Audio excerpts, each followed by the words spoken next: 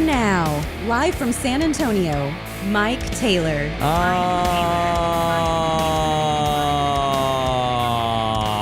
Yeah. Oh, yeah.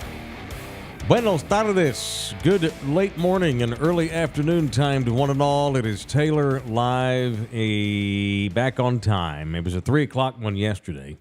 Did anybody watch this yesterday? Did we actually have anybody that watched the late show that we had to do because of Media Day yesterday? Yeah, some people actually want you to start later. They were commenting that you should start at 4 like you used to. You know, I know, and I get that. And then but I still have people that are like, well, I haven't been able to listen to you as much since you're not on in the mornings anymore. I still have that too. So you can't please them all, which is why I always say, if you missed the live show, it's up there in perpetuity in the miracle that is the internet. You can go watch yesterday's show anytime you want to. And I don't think that it's not like our topics, if you don't hear them right now, they're old in an hour. You know, the stuff we talk about has some legs, it has some staying power. And so all I can tell the people is just watch it. Just pretend it's not taped. Or I mean, we do these live, but if you miss the live show, it's okay to watch stuff. I mean, how many live television programs do you watch? You watch games, you know. But outside of that, everything else you watch on television's been out of production for 6 months. And most of the live shows are recorded in the daytime, and then they're recorded live, but they're not broadcast. You're not watching Jimmy Kimmel live every night. That shit goes down at I think Saturday Night Live is like one of the only ones that actually still goes live, besides Kimmel, like sports. Yeah, Kimmel and Fallon and those guys, Colbert, they tape their show at 3, 4 o'clock in the afternoon. Yeah, they'll tape like 2 or 3 shows in one day. Absolutely. If like Steven's got to do something else or go out of town, they'll can 3 shows in a day and act like they're live. So if y'all can find, but I appreciate people wanting to see the show live. That makes me love you hard. But all I can say is, as an elixir, just watch it later on or in the morning, whenever you get time. And I appreciate those that got a chance to watch yesterday because we were not able to get started on time, which was an ass whip. But we had Media Day, and I had to remember how to get to the facility because I hadn't been out there in 2.5 years. Thankfully, the Spurs passed out this sheet of paper when we got there that had all of the guys' names and faces on it. I'd have it over there on the corner. I'd go get it and show it to y'all. I'll to hell with it, LG. Here, say something. Uh-oh. Panic. This is what I'm going to show the people. Here we go. So they passed this out yesterday. When I first got there, and I'm like, oh, thank God. That right there is your San Antonio Spurs, at least in training camp. And like what I have known what Dom Barlow looked like, fuck no. He looks like generic kid with this poofy hair that all these kids now have. All these damn kids and their poofy hair. Like, Thunderdome didn't know that. Y'all know who that. You wouldn't recognize Dom Barlow if he crawled in your window and got in bed with your daughter. You wouldn't know who the hell that was. I mean, do you know who Kim Birch? Would you know Kim Birch if he knocked on your front door and tried to sell you candy? No, you wouldn't. So thank God they passed this out yesterday, so I could recognize guys. I obviously Wemby, like Blake Wesley. Blake Wesley's a kid that may have a pretty decent role on this year's team. I wouldn't recognize the son of a bitch if he sat in the car with me. But now I know what he looks like because I saw him yesterday. That's Blake Wesley down in the corner. So I'm getting to know the Spurs again. After not caring for 2 years. Julian Champagnie. Sure. Awesome. Let's do that. And I know I'll have people in the chat. You're a moron. Champagnie can play and give me all of his lifetime stats. Doogie McDermott. Get that guy off the goddamn team already. Can we get McDermott's ass off this team? Anyway, so that's it. There's your training camp roster. And like I said yesterday, see this young man, this handsome lad right here? That's Victor Wembanyama.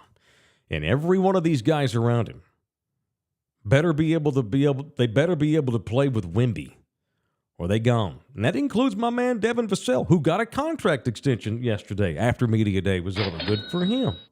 Anyhow, so they passed it out, and I'm happy. I'm grateful that the Spurs did because, I wouldn't recognize half these fools. The only reason I know what C.D. Sissoko looks like is because I saw him at the press conference earlier this year when they introduced him and Wemby. And would you know what Sir Jabari Rice, the former Longhorns great, looks like if he knocked on your door and asked you for a cup of tea? No, you wouldn't. Anyway, so I'm getting to know the Spurs. I'm excited. Yesterday was media day. It was great to go out there. Had a good time. And had to start our show late. So there's Ass Whip number 1 here on Ass Whip Tuesday. I got plenty, though. Getting old is an Ass Whip. As I lean back over to my backpack here. I don't feel old, but my eyes are getting old, you know. And this is what hacks me off. Like, my girlfriend's worn glasses all her life. But no one, you don't play any drops when she walks into the room. You only do them when I put my glasses on because this is a sign of aging. It's like people that have worn glasses all their life. Well, yeah, I mean, lots of people have to get glasses when they're a kid. But all of a sudden, after not having glasses all of my life, now I need them to read. Then it becomes, it's a punchline. That's an ass whip. I got plenty today, so that's what we're going to do. It's Ass Whip Tuesday. I've got stuff to get into. I've started divorce proceedings with Dak Prescott. I have filed for divorce, and he is asked to go to counseling. And so I'm going to give him some counseling meetings, and meeting number 1 is Sunday night in San Francisco. That is meeting number 1 of my counseling session to try to save my marriage with Dak Prescott. We'll get into that further here in a minute. We had a big celebrity arrest over the weekend that I want to get into today before we get out of here. But let's get into the ass whips of the day. We have another person who has now died from dog bite wounds in our town. It's another one of these dipshits that has dogs that he should not have. Not the poor guy that died, he's the victim. The idiot neighbor who had no business raising an American Staffordshire Terrier, which is that what you call the standard pit bull dog? Well, it's a different. To be fair, they're different breeds. It's a breed. They're completely. I mean, they're similar looking, but they're different breeds. They're both of the terrier family, though, are they not? Yes, a pit bull terrier and an American Staffordshire Terrier. Yeah. What was people will try to say their pit bulls are staffies because they want to get in on the apartment like rules. So they won't say pit bull. They what was baby girl? Get away. She was a pit. Pure pit. Yeah. Pit bull terrier. Yeah, 100%. Yeah. Well, the American Staffordshire, or Staffy, apparently, as they're also called, is a dog that is, and the pit bull terrier is the same. These two breed of dogs get a horrible rap. Those dogs are sweet as can be unless they are raised by stupid son of a bitches. And unfortunately, because it's cool and they look gangsta, a bunch of stupid son of a bitches in this country have decided, I got to get me a pit bull, bro. Fuck yeah, I'm going to put my pit bull in my rap video on TikTok. These are the people that unfortunately wind up owning these kinds of dogs. LG owned a pit bull terrier. How old was baby girl when you lost her? 16. 16 years. Couldn't have been sweeter. I've never once when I came over when baby girl was on this world that I ever think, there's LG's dog. I never once never. I mean, because I knew that LG's a responsible dog owner. Unfortunately, many of you out there that have these dogs are dumbasses, and we had it happen again. I am ass whipped earlier this year, and it's emotional for me this particular year because our little dog got attacked a few months ago, and he's fine. He's got scars, and he's got a limp that he'll never be able to shake. He'll always walk with a limp. He's always going to have pain. And it sucks because he got beaten up because my dipshit neighbor let his dog out without a leash. And, of course, it attacked and that little doggo's old. He had no chance against this father mucker. That's the day I wound up kicking the shit out of this dog because my pussy-ass neighbor was just standing there scared stiff while I had to break up the fight anyhow. So, yeah, I'm a little bit more emotional this year. But there's no question our city leads the country every year. We're certainly bottom 5 of the big cities in dog attacks. We are one of the most irresponsible dog-owning cities in the country. And for the second time now, we have a guy who's lost his life because of it. Some dipshit neighbor. Now, of course, in this particular story, this guy was at work, and he threw his girlfriend's mother under the bus, the guy who owned the dog. He said he was at work, and the cops did an investigation, and it's true, he was at work. But the dogs were at home, and I guess his girlfriend's mom was there, and she let the dogs out irresponsibly. And one of them winds up digging under the fence of their neighbor, and the other, he just like gets under the fence and attacks that guy's neighbor who's just sitting in his backyard having a smoke. A 47-year-old man. This was not like the man that lost his life earlier this year was in his 80s. This is a young, middle-aged man, 47, and this dog just destroyed him, ripped all of the muscle off both of his arms, of his forearms. From the elbow to the wrist, this dog tore off all of the tissue, down to the bone. And then, like, ripped his stomach open and, like, ripped out his guts. This poor guy, the neighbor, was in the hospital for a good month or so and got out of surgery and was doing better and actually told the media that he wasn't mad. It was just an accident. And he had no ill will toward the neighbor whose dog this was, and it wasn't the neighbor's fault because he wasn't even home at the time he was at work. Just a horrible accident. But still, man, I just feel like if you have a dog that's that aggressive, that's that capable of being that aggressive, there's no way that should never happen. This guy who owned the dog, the poor dog got euthanized, and that sucks too for the freaking dog. That dog should have never been out of his own yard. They had to euthanize this doggo. And the guy that owned the dog, he's going to have a few citations, but nothing more than that. There's criminal negligence against these dumbasses that these dogs killed the old man earlier this year because they were back there trying to breed them, and they were completely irresponsible. They're both facing prison time, where this guy here is just facing like heavy fines, and of course his dog was euthanized. Again, I sound like Bob Barker. Spay and neuter your pets. And also, if you're a dumbass, don't have an American Staffordshire. If look yourself in the mirror and say, you know what? I'm kind of a dumbass. Probably shouldn't have a pit bull. I'm going to go ahead. The price is wrong, bitch. I'm going to go ahead and get me a Pekingese. If you're a stupid asshole, have a Pekingese. They can't kill people. Just saying. There's Uncle Mike's words of the day. God almighty. What's whipping your ass today, LG, and why?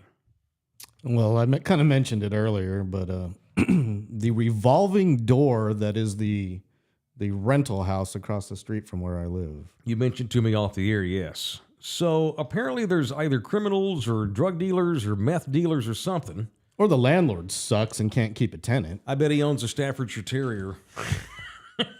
Well, tell him what's going on. No, it's the house has been empty for the last couple months, but it's like every 3 to 6 months there's a new family moving in and a family moving out.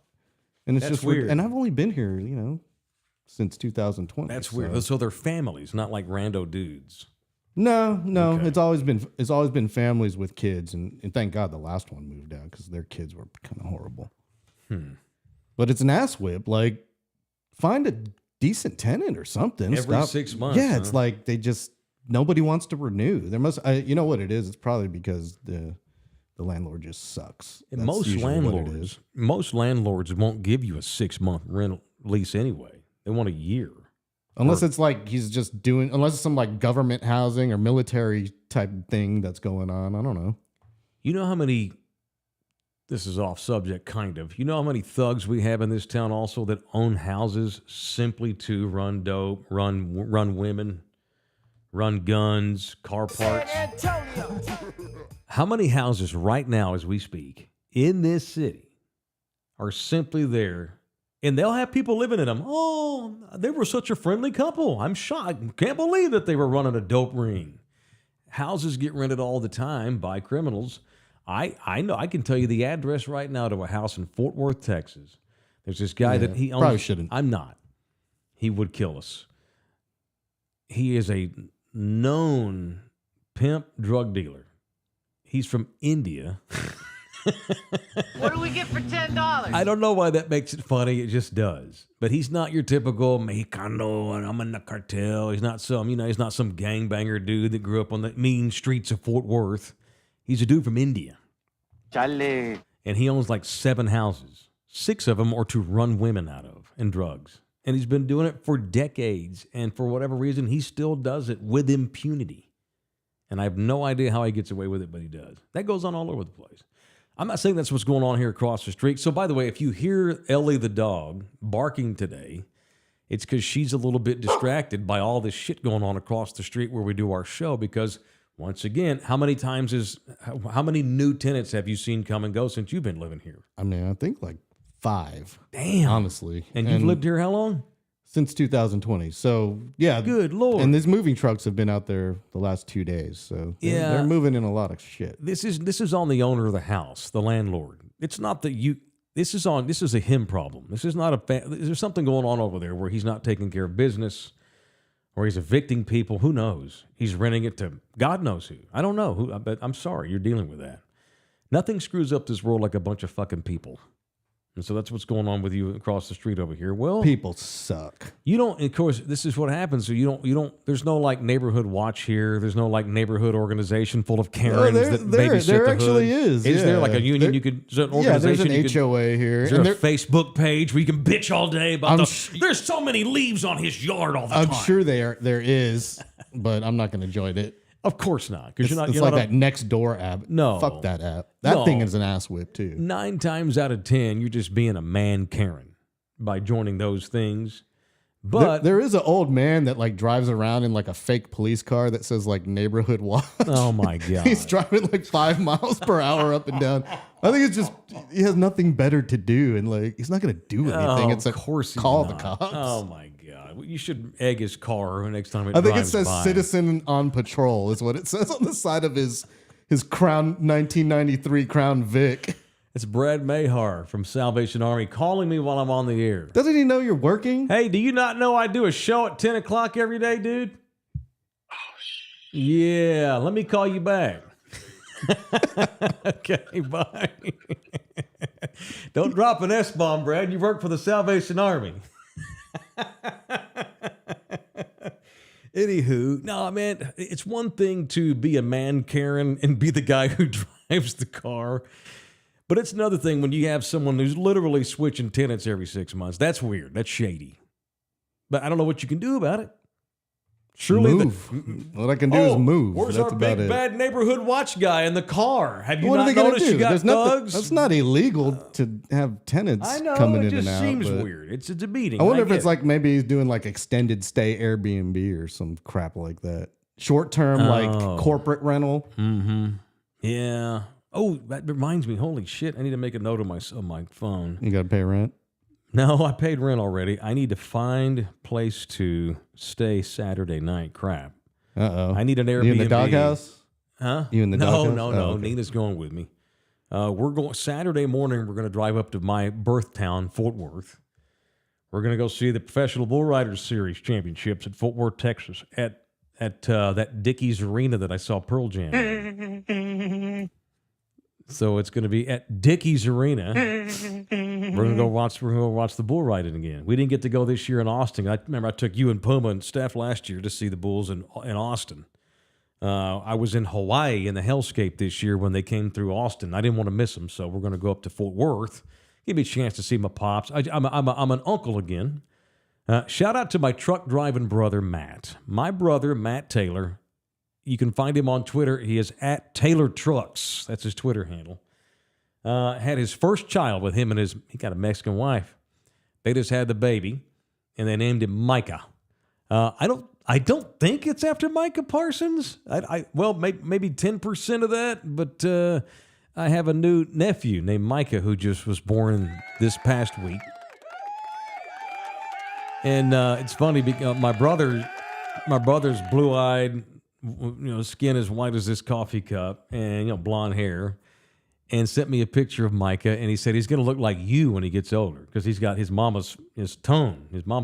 So I want to go meet him, and we're going to go up to watch the Bulls this Saturday. And I just remembered, I need to find us a hotel, or I think I'll do a bed and breakfast. Get out of the generic hotel. Like a real bed and breakfast? Not like an Airbnb? Like one where they actually invite you to eat with them and sit at the table? Yeah. They've got some real beautiful, like Victorian-style homes you can stay in. They're cool. There's some cool spot. I need to look into it today. That's how a lot of horror movies start. I know, it's fine. It makes it fun. Give me an app that I can, what's an app that I can go find like a place like that? Real Airbnb? A real B&B? I have no idea. Yeah. You only stay in hotels, don't you? I used to do Airbnbs, but they suck now. So yeah, hotels are my preferred accommodation. Well, I could go do generic downtown hotel, but they're also going to be $250. We're just going to basically sleep there. Maybe I'll get cheap and get a Motel 6. I don't know. We're going to drive up, watch the Bulls, go to bed, and come home. At least step up to Holiday Inn Express. Maybe. I got to get home relatively early because we got a Cowboy game Sunday night. Not think it's Sunday night, which will give me time to get home because we're driving. But I think 10:30, I'm going to be a guest on that Locked On Spurs. So I got to make sure that wherever we stay has Wi-Fi.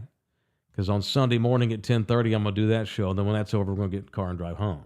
Get ready for Cowboys. Anyway. That's that Jeff Garcia? Jeff Garcia, who we just had on this show not long ago. Just making sure I got the Mexican podcasters correct this time. No, I had them wrong last time. No, remember we were saying we were jealous of him because he started a podcast.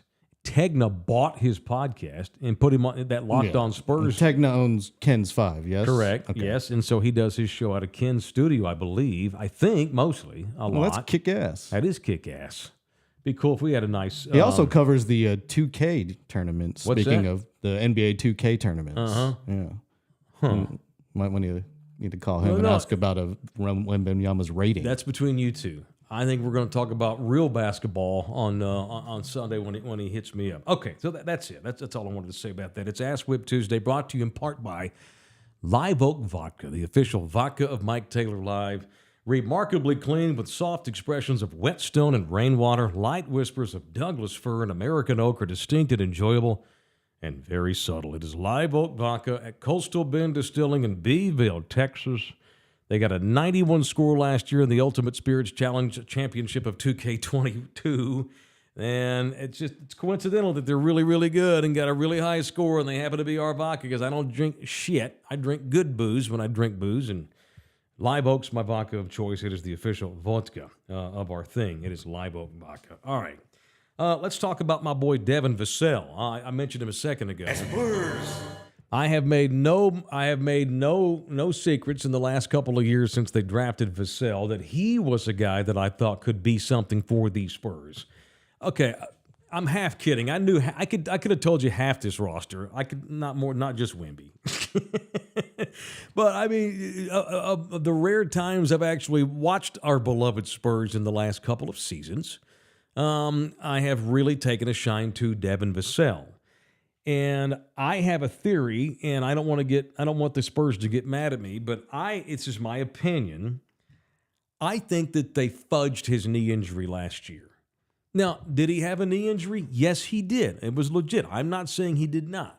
There's been concerns about Vassell staying healthy early on in his career. He's only, 23 years old, something like that, since they drafted him in the lottery a couple years back. And he's had a hard time staying on the court, but when he's been out there, after a couple of weeks of being healthy and getting his conditioning in, getting his routine in, then you'd start seeing this dude that they thought they were getting when they drafted him. And last year when he got back in March, he was terrific, just terrific. And they ran him out there on the podium yesterday. And I bet you he had some. I think Devin had an idea that a deal was imminent. Because when he went to the podium yesterday, we did not know that he had signed the deal. I don't know if he'd signed it. We didn't know that one was that close. Because they announced a contract extension for Vassell late afternoon yesterday, 4, 5, 6 o'clock. And that media day was at 9 a.m. So he was first, I think. And so he showed up around 9:30 after pop, 9:40. And he was asked by one of the members of the local press about contract extension. He was like, "Oh yeah, I want to be here for a long time, want to be a Spur." He was in a really good mood yesterday when he was on the podium. Vassell, my knee feels great, can't wait to ball, can't wait to do this. So his agent probably told him, "Yeah, we're rounding third, man. It could be the end of the day." But it wasn't official yet, so he couldn't say anything. And now I know why he was in a pretty good little mood. Devin Vassell signs a 5-year, $146 million extension yesterday with our Spurs. This is a dude who, when they drafted him, I thought he had the ability to develop into a swing king in the NBA. And I still think there's an opportunity. He has a chance to be one of the core players that will run with Wemby for the next at least 5 years now, provided they don't trade him. Vassell's the guy. So there's your core right now anyway. And I reserve the right to change my mind because, again, if you're on this sheet and your name's not Victor, you're expendable because this is about finding people. It's the same thing when they brought Timmy in, although it's a little bit different because they had a veteran-laden team when they brought Tim in. But in Tim Duncan's 20-plus year career in San Antonio, they only brought in guys that were going to fit in with 21. If you couldn't play on the floor with Timmy, then you can't play on the floor with anybody on our team. Same thing for these guys, and they all know it, which is why there's a bit of a tension. There's a good air in the room because everybody's excited because of Wemby, and there's a tension on the Spurs and national TV, and all these days of being awful and ass are over. We're going to be good pretty soon, hopefully. So that's a good vibe in their room, but there's also some tension there in the room too because these kids all know individually that if they can't cut it with Wemby, they gone at some point eventually when the time is right. But Vassell's a guy who he and Jeremy Sohan and Keldon Johnson are the three guys on the roster that have the odds of them staying for years to come are pretty good. The rest of them, including my guy Trey Jones, it's all about wait and see how it goes down. But anyway, happy for Devin. He got a massive extension. Yeah, and Devin started up a little bit this summer and late last season on his Instagram page, bitching at Spurs fans. It was late last season. And it was funny because Devin worked his ass off to get back from the knee injury, which I think they fudged a little bit, but they were losing. They milked it, so whatever. That was fine. But then when he got back on the court, he was out there balling. And people were like, he would do live Instagram chats, and Spurs fans would get on there and say, dude, stop playing so well. Y'all are winning games. Stop winning. You're ruining our chance to get the number one pick. And it pissed Vassell off because the competitive nature in him was like, fuck that. I'm not out there trying to lose. I'm out there trying to win every night. And so Devin he would say, we hooping. There's a game tonight, and y'all can get pissed if we win, but we hooping tonight. We hooping. Well, now he can go out there and do all that hooping. Now I want go ahead and win now. It's all fine. So he got a little ass whipped by Spurs fans wanting to tank last year, but you can't tell a ball player to lose on purpose. That's no bueno. But anyway, happy for Devin. He seems like a decent dude. I don't know him well. I've not met him yet, unfortunately, but I like him. I love his game. And now that he's got a 5-year extension, it's now safe for me to make a Jert purchase. Probably going to have to get me a Devin Vassell Jert. Now that you got to make sure if you're going to go get a Jert, you don't spend $30-$35 on a Jert. You got to make sure the guy's going to be on the team at least for a couple of years. And Devin just signed a 5-year extension, and provided the Spurs don't get offered KD in a trade, I don't think Devin Vassell is going to go anywhere anytime soon. All right, show also brought to you in part by R&R Auto Glass. They are absolutely Thunderdome friendly. They are Mike Taylor's own when it comes to fixing glass in cars. Go tell them you know me or you listen to me. I don't care if you like me or not. Take advantage of the fact that they do. Get yourself a Taylor Especial. Yeah, right there on Tacoma, right by the airport, across 281. On the left-hand side, you'll find them. Easy to locate. They take all insurances. They're Puro San Antonio-owned people, and they're fast, and they're really, really good. Why put money in some big chain when you can put money in a local business, especially when it's the best in town at what it does, and it is R&R Auto Glass. That is our people. All right, we're going to hear from Dak here in a second. We're not ducking Dak right now. I told you I'm not ducking no Dak right now. We're having a lover's quarrel. It's gotten bad. I filed for divorce. But he's asked me to go to counseling. And so I said, cool. Our first counseling session is at 7:25 Sunday night in San Francisco. I need to see how he plays. But before we hear from Dak, because Dak, once again, is getting pissed off at the media. Hey, bro, we'll get into it in a second. Let me promote what we're doing later today at 2 o'clock. At 2 o'clock, and this is going to be shown live on our YouTube channel, Lawrence's and mine. I believe, and we're going to run it on Ernie's Facebook page. Not mine today. We're going to post it to my Facebook page later, and I'll tell you why. Ernie's got chingles more followers on Facebook than I do, and so we're going to take advantage of that. At 2 o'clock today, LG and I are going to work with the great Cleto Rodriguez, the longtime local stand-up comic who has done stuff in this town forever. Y'all know who Cleto is. He doesn't need an introduction. And we're going to do something with the great Ernie Zuniga, the longtime sportscaster and newsman for Fox 29, KABB. We, the three of us, have gotten to talking over the last couple of months-ish and decided, you know what? Let's start rolling on these conversations and see how it goes. And so we're going to see how it goes. I have no idea how it's going to go. I think it's going to be fine, but it's all about y'all, you know. And we'd like to do this show periodically. We're going to call it the 3 Cents. And I posted it now on my Twitter and Instagram and on Facebook. And we got this catchy little artwork where it's got our mug shots, our side mug shots on pennies. You get it? The 3 cents. So at 2 o'clock today on my YouTube page, you're going to see me on there with Cleto and Ernie.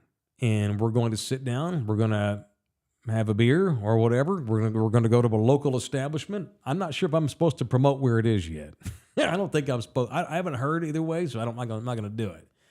Just watch it, because if we get a lot of viewers, maybe it's something we'll continue to do. It all depends on you, the people. So Thunderdome, if you want to see your boy in a side project with Cleto and Ernie today at 2 o'clock, you can go to our YouTube page and watch it live. LG will put links out for the YouTube connection right before 2 o'clock. Yes, sir? See. Sure, Say possibly. Yes. Yeah. Yes, possibly. That's a yes. Yeah. Mm-hmm. 10-4, apricot. Okay, cool, got it. Okay, so we'll do that. Poor LG's doing this against his better judgment because he's not getting paid to do it, and his time is stretched thin, but he's doing me a solid, and I appreciate it. How about I buy you, I know you quit drinking, how about I buy you an unsweet tea today at 2 o'clock? How about a beer? Why don't you I'm a half sweet guy these days. Oh, you have half sweet. That's just weird. That's weird. No, Okay. it's not. Water, Or Arnold Palmer. Yeah. a Palmer. All right, that's Palmer's fine. not All bad. right, I'll buy you an Arnold Palmer. You know that Arnold guy? Palmer with unsweet tea. Yeah, that guy. He blew through every girl on tour back in the '60s. Arnie's Army. That wasn't the gallery. Those were the gals in the gallery. Get it? It was a different time. It was a different time. Okay, let's talk Cowboys, buddy. 2 weeks ago, Dak Prescott got pissed. 2 weeks. And it was after the interception he threw in the Arizona game. And he said in the postgame to Clarence E. Hill Jr., the longtime Cowboys beat writer with my birth city, Fort Worth Star-Telegram newspaper. He told Clarence basically, and I'm paraphrasing, but it was essentially, I'm sure that'll make y'all happy. Oh, okay, yeah. So all the media is going to get happy because you threw a pick with the game on the line. Okay, yeah, that'll make all y'all happy. Dak's upset, got the red ass. Now y'all can run with your narrative that I suck and throw a lot of interceptions in downtime, or in winning time, rather. So we got that, which was unbecoming. And then we get this past week where Dak still wasn't awesome, but they didn't need to be because that was the worst. That was the worst team the Cowboys have played in 10 years, whatever that shit was that the Patriots put on the floor on Sunday. And Dak got pissed off again this week. So Todd Archer, who was a longtime Cowboy reporter man working for Mickey, he simply asked Dak about the San Francisco game, the last time they played in that stadium, which was not even a year ago. It was this calendar year when Dak sucked butt and got them beat. They lost that game because of Dak Prescott, period. And Todd asked him, you going into a stadium where you talk about the way you felt last year, and why? And Dak got pissed off. Hey, what's up? Why is Trey Jones on the screen? What's up, Trey? There's Dak. I pressed the wrong button. Dak got pissed off because Archer asked him about feeling bad after the San Francisco game, because obviously they play the 49ers this week, so the question was not out of line, but watch Dak get mad. Dak's all mad. Dak, what was the feeling leaving that locker room last January against those guys? I mean, it's obvious. I mean, we're so far past that, to be honest with you, but that's obvious. I mean, you just want to piss me off going into this week, and I appreciate that. I do, actually. I do. Yeah, appreciate that. Appreciate that. That lost drive, you guys. I mean, every day. Every day. Every day, Ty, every day.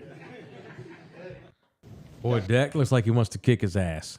So there's a pause there because Dak glares at him like, fucking kidding me, dude? Asking me about this? That's a fair question. Can we run that back, LG? Is it possible? Can we get that done? Dak's here on Mike Taylor Live on YouTube and Spotify.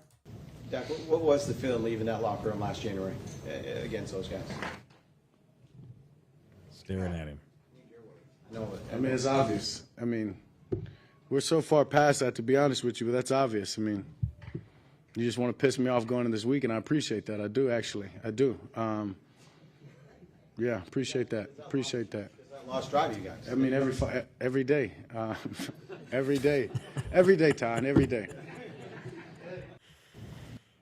Okay, I have torn reactions over that. Dak has never showed much humanity with the media. Dak comes off as a walking billboard wrapped in a living conundrum wrapped around a cliche. He is Mr. Cliche. He is Mr. Keep it under 10 seconds. Give them generic happy to be here, just want to help the ball club quotes and get out of there. He's so buttoned up and protective of his personality.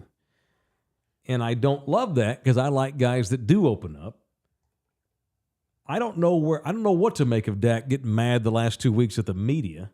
It damn media.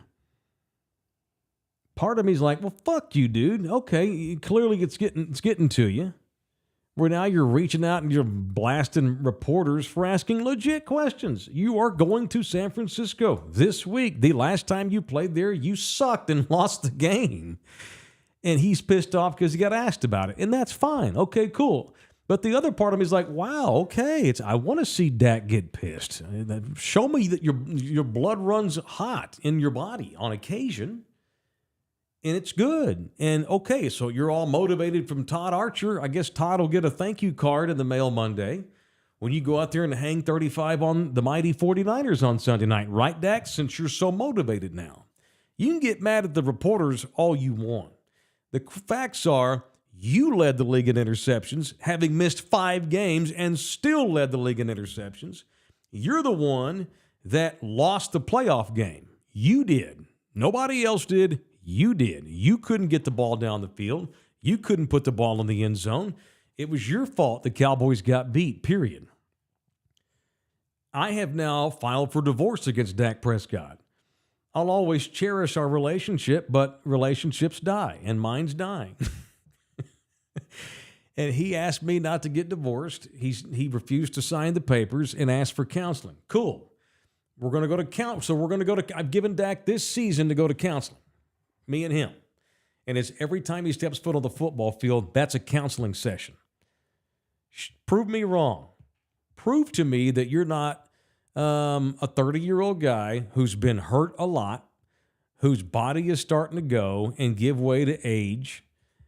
Prove to me that your age and your skill level are depleting your game. Prove to me that.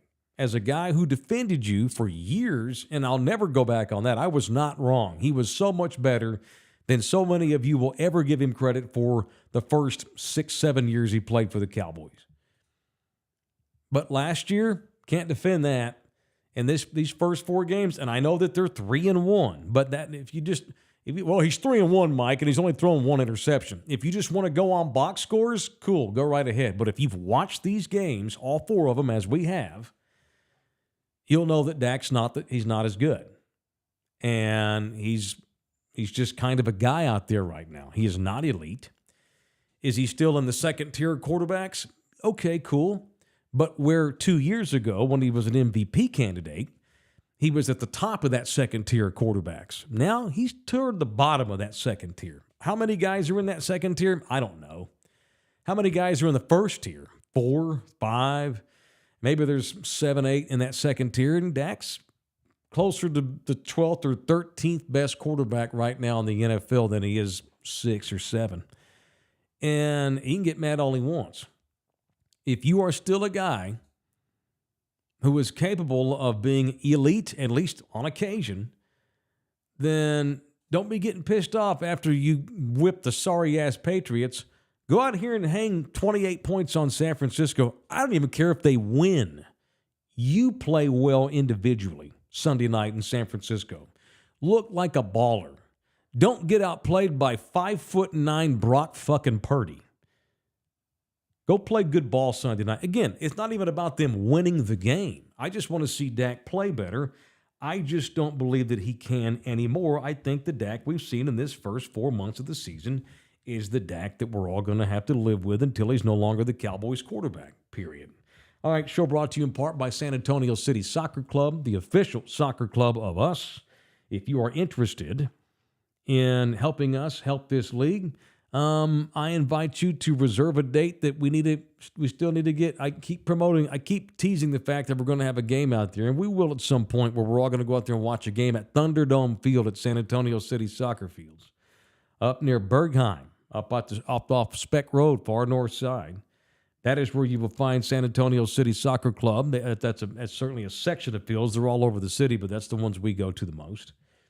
They got over 1,500 kids that play in this league, and we support the kids, and we support youth soccer. So there it is. If you have any interest in helping us as a club, reach out to me in any way you want to. It is the San Antonio City Soccer Club. Shout out to the latest sponsor of one of the pitches. No one told me. Kids World Pediatric Dentistry. Just put their name on one of the fields out there. So I think we're down to one now. We just need a sponsor for like one field, and we got them all covered.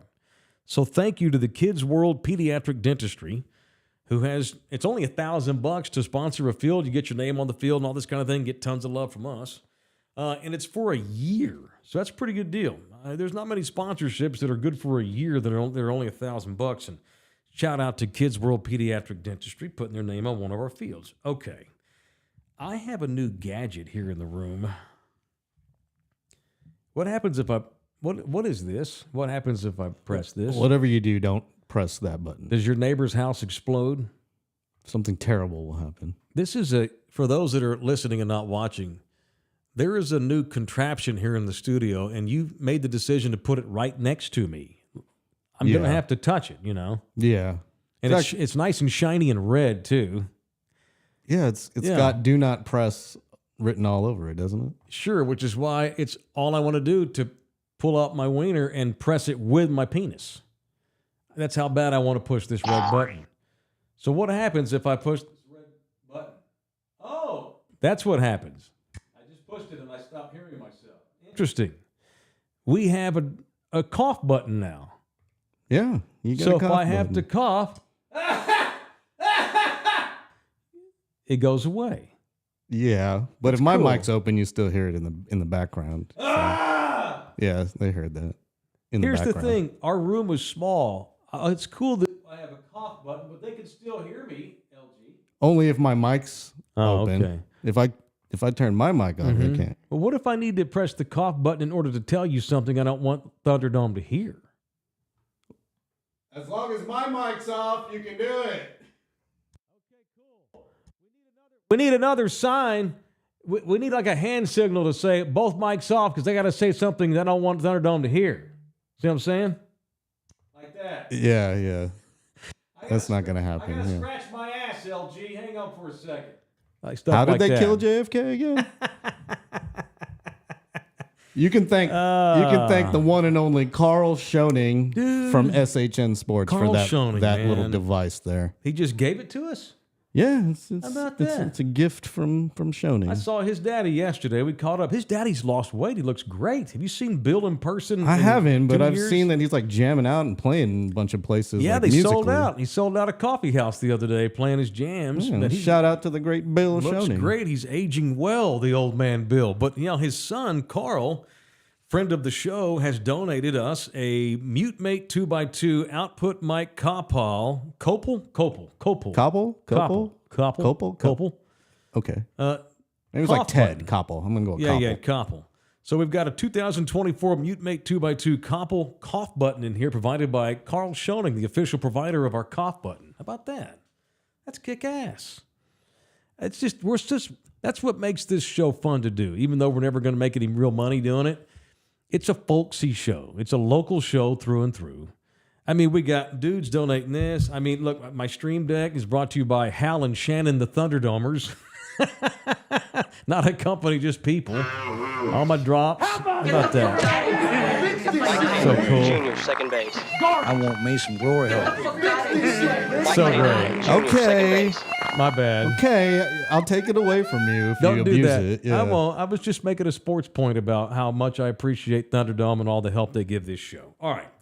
Y'all help our show so much. I'm asking you to go a step further and Stick help. your cock up her ass. That's not. You gonna- got to have fun. that's I not get a gonna- little fun. That's unfortunate. I have got to stop letting him know that bothers me with my body language every time he fires that drop off, because every time he sees how it bothers me, he only fires it off more. By the way, I'm going on a deep dive and starting all the Exorcist movies from the beginning, and I'm gonna just watch them. Oh, and build up to watch the I'm gonna the new build one? up to the new one. Yeah. Oh, that's so bad. You know my I started Exorcist one story. the other day. Yes, I know. You started off with the first one? Yeah. How old were you when you saw that movie? 5 years old. Because about right. I think it was released in 74, the year I was born, or 73. And for whatever reason, the company that produced The Exorcist re-released it in like 79. And so I remember being like 5 years old in the late 70s. It had come back. My mom was all excited The Exorcist was being re-released. And she and God knows who else was with us, one of her fucking hippie friends. I was probably stoned because they smoked pot in front of me all the time. We drove out to a place called Cherry Lane Drive-In in White Settlement, Texas. White people! I'm not proud of this. I was 5. I had no control. And I remember sitting in the back seat of the car, and I'm like, Mommy, I don't want to see The Exorcist. I don't want to watch this movie. But she didn't have a babysitter, and she wasn't going to miss it herself. She had to see the big re-releasing in the new, brand new state-of-the-art, whatever 1979 state-of-the-art meant, on the screen at Cherry Lane Drive-In, which doesn't exist anymore. It was the old school where you go up to the little speaker, and you grab it, and you pull it, and you, like, attach it to your car door. Remember that? Classic Slid drive-in. inside. Yeah. Genius. The sound was awful, I'm sure. This is not Christopher Nolan quality. And I'm like, okay, I can hack this. I can watch this. And it's like the first hour of The Exorcist is fine.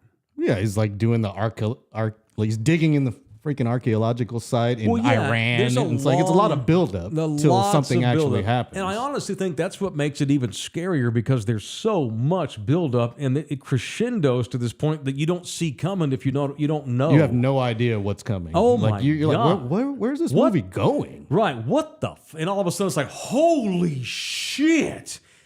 And it sneaks up on you with its horror. And that's part of this. That's part of the horror of it. And again, there's lots of scary movies now, but this is the 70s. No one had seen anything like this on screens. Nothing. And it was released in the early 70s. You had churches protesting outside of the AMC theater. You had priests praying for the people that were watching it. There were people that were passing out in theaters, people that were vomiting, people running out, like leaving the movie midway because they, like, again, the first hour, okay, cool, we're settling in, we're building we're building character types, we're getting to know Reagan, we're getting to know her mom, okay, here's this priest, he's got problems, his mom's dying. Holy shit! And it's just so shocking. People were passing out, pissing on the floor, running out of the theater. For real. I remember seeing the news footage on this shit.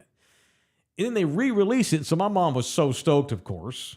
Keep in mind, when I was 5, my mom was 19. So, of course, she made the horrible decision to make me go with her to the drive-thru to see it. And so the first 45 minutes or so, I remember thinking, okay, I can handle this. This is cool. This is fine. Then all of a sudden, all that stuff happened with that girl, and I just lost my shit. And I'll never forget, my mom was a terrible mom, at 19 anyway.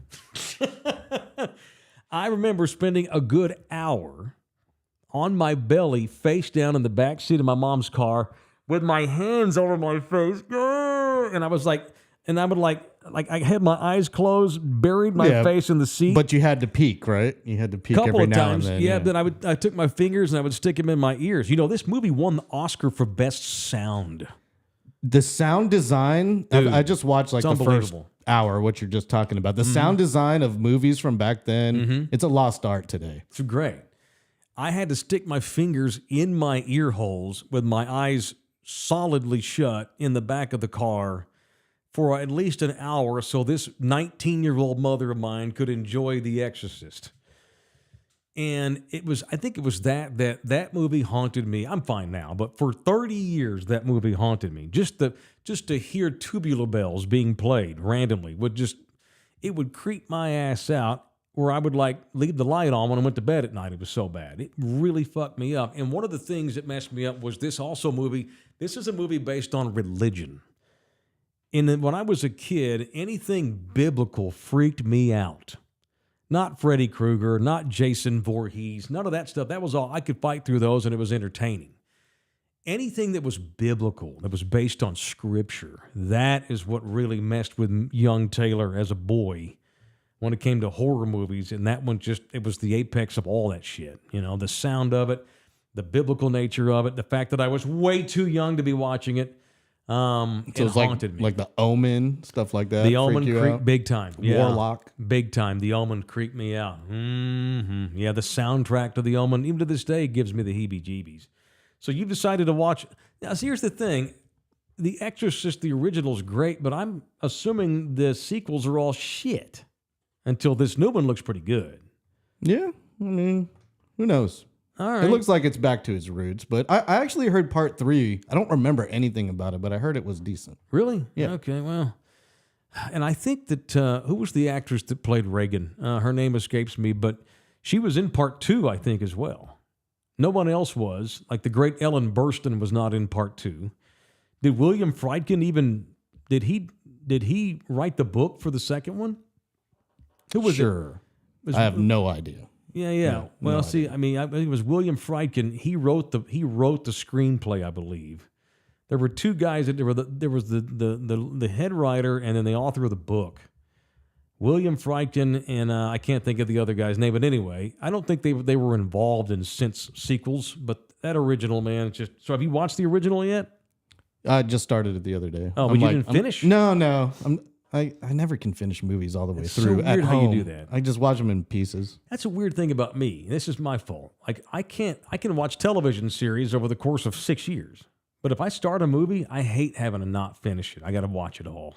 It's weird. It's just my OCD. attention span isn't there. Yeah, that's all good. All right, dude. So here's the thing. Sorry, we got off on movie talk. Thunderdome. I love your support. We have rando individuals that just give us gear and equipment. I'm asking you to support this new thing I'm going to do. It may be 1 week. It may be failed. I have no idea. So today at 2 o'clock, I'm going to do a show called The 3 Cents with Cleto Rodriguez and Ernie Zuniga. Live on our YouTube page. We'll put a link out. You can, hopefully Ernie's got 20,000 friends on Facebook. It's going to air live on Ernie's Facebook page, live on my YouTube page. And then later on, after we're done with it, we'll post it all over the universe and see how it goes. And it may suck or it may not, or it may be somewhere in between. We have no expectations. I'm going to go in there and do what I do with those guys. And, we're going to just have a good time with it and get back on here and do Mike Taylor Live tomorrow. That is it for this edition. And I highly appreciate everybody who was a part of this one as always. Tell your homes about this, man. We need subscribers. We don't have enough. It's free to subscribe. And we need members. We don't have enough of those either. It is only $6 to be a member, and you get all of our members-only material that we release every week. If you're not a member, you ain't seeing that good shit, the other stuff we're not launching to everybody. Become a member for $6 a month. Love you hard. Thank you to our sponsors, R&R Auto Glass. SA City Soccer, Live Oak Vodka, muchas gracias, DJ LG. Watch me at 2 o'clock with Cleto and Ernie. I want your feedback, good, bad, or indifferent. Love y'all hard. See you tomorrow, people. I'm going to punch Wednesday.